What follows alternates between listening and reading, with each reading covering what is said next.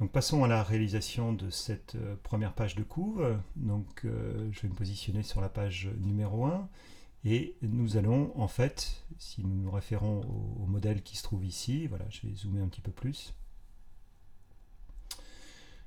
Si je clique sur cette page, vous allez avoir en fait ici les calques de cette page ou du document global. Ici d'ailleurs, il ne fait pas le distinguo. Voilà, j'ai ici en fait une image avec, je pense, si je désactive cette image, il doit y avoir un fond derrière, voilà, qui est un fond noir.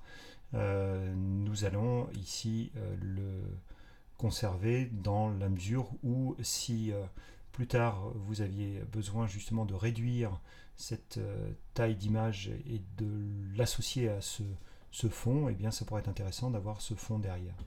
Voilà, donc ici on va réactualiser et réafficher cet élément et nous allons donc ici venir eh bien, créer un bloc qui fasse exactement la même taille que la page en question. Donc si je fais un cliquer glisser rapide, je vais pouvoir avec la palette transformer ici mettre à la cote.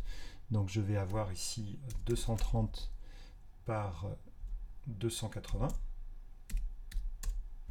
Ça c'est la taille de mon élément. Je me positionne en 0, 0, qui est en fait la référence de ma page. Et comme j'ai ici un fond perdu de 5 mm, eh bien je me décale de 5, moins 5.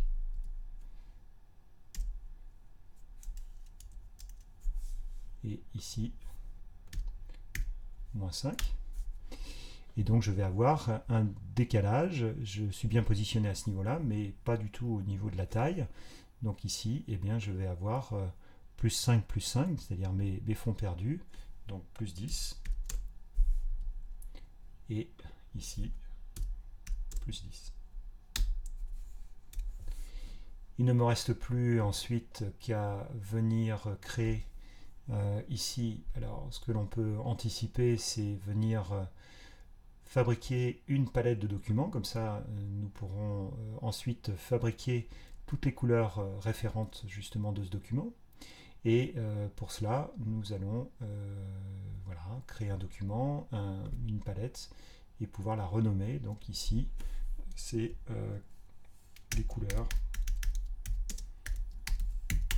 magazine. Donc si plus tard nous faisons une deuxième palette, eh bien, elle sera disponible dans les palettes personnalisées dans cette zone.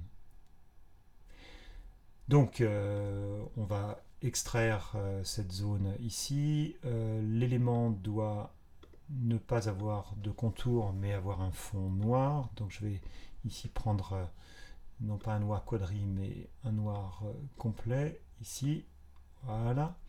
Et ce noir, eh bien, je vais le rajouter justement à mon échantillon, ajouter la couleur à l'échantillon, et j'ai dorénavant le noir qui m'intéresse. Je vais pouvoir ensuite y glisser, y placer l'image de référence qui se trouve en fait ici, et pour cela, on va venir dans Fichier, Placer. Je vais aller chercher donc dans les images de synthèse cette image en question. Si je clique ici, ça me permet de la positionner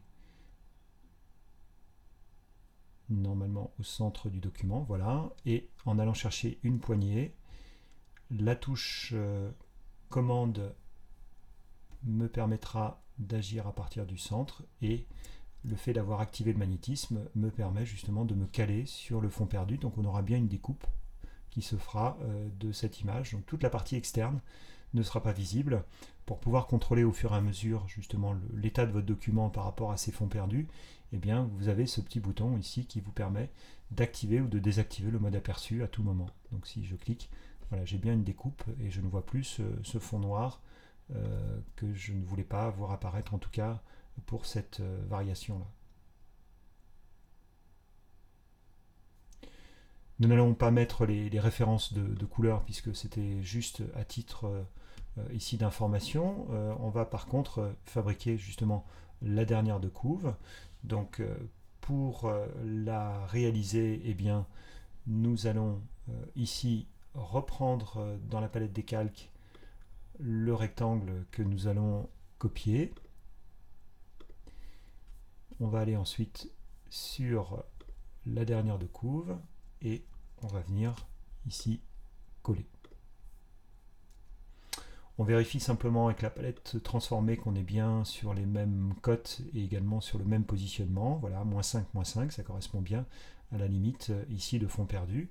Il ne nous reste plus ici qu'à venir placer justement ce logo.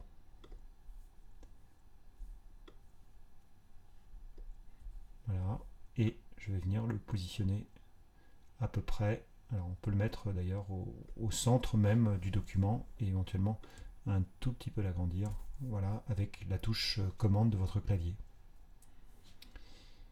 Il ne reste plus qu'à venir rajouter, en plus de la création de cette première de couve et dernière de couve, eh bien, à rentrer toutes les couleurs que nous allons utiliser référentes justement à ce document.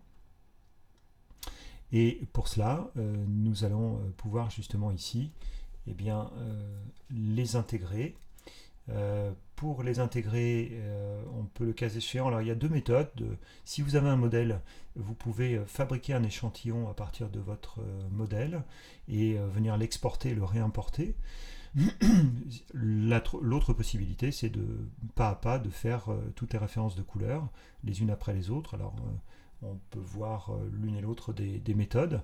Donc si je sélectionne cet élément vectoriel qui est déjà en couleur, eh bien on peut considérer ici que en venant créer un échantillon du document, voilà, ajouter une palette de documents, je vais renommer cette palette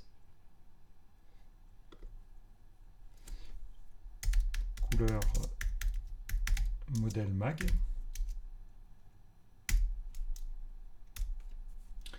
Et toutes les couleurs que j'ai de sélectionner, je vais pouvoir ici bien tout simplement les rajouter à l'échantillon. Donc si je sélectionne la deuxième et que je fais la même manip, la troisième, vous voyez qu'elles viennent se mettre au fur et à mesure à l'intérieur justement de notre palette de documents. Voilà, il en reste deux autres. Et on termine ici par la jaune. Donc ça veut dire que cette palette, je vais pouvoir ensuite eh bien, exporter cette palette. Je vais l'exporter à l'intérieur de Image Magazine. Alors je suis actuellement dans Travaux, donc c'est pas forcément là que ce sera judicieux de l'enregistrer. Je vais aller ici dans l'exercice, dans ici palette, voilà, et vous aurez ici couleur modèle mag qui sera le nom de la palette en question. Donc ensuite dans mon document, eh bien, je vais pouvoir ici dans la palette échantillon, je vais pouvoir importer une palette en ajoutant cette palette en tant que palette de documents. Et je vais aller sélectionner, toujours au même endroit, en fait, couleur modèle mag, et je viens ici l'importer. Donc vous voyez, une méthode quand même qui est beaucoup plus rapide que de se référer en fait à l'ensemble des éléments CMJN, donc la norme ici cyan, magenta, jaune, noir, 64 0 22 0, qui serait ici d'aller dans la palette couleur, de venir, dans la palette couleur, dans la palette échantillon, de venir ici refabriquer donc une couleur et l'ajouter, ou vous pouvez la fabriquer à partir également de la palette couleur, et comme tout à l'heure, la rajouter à la couleur de l'échantillon. Ça c'est une première méthode qui est un peu lourde et un peu longue surtout. La deuxième, celle que nous avons ici faite, eh bien c'est de se référer, c'était le document, de se référer en fait aux modèles qui ont été fournis de façon à pouvoir ensuite les intégrer de l'autre côté dans une palette qui, puisque maintenant elles sont deux, la première ici, couleur magazine, n'est plus du tout intéressante. Nous pouvons ici venir tout simplement nous en débarrasser, donc supprimer une palette eh bien, nous n'aurons plus que la palette couleur modèle mag et voilà, nous pouvons continuer la mise en page de ce document.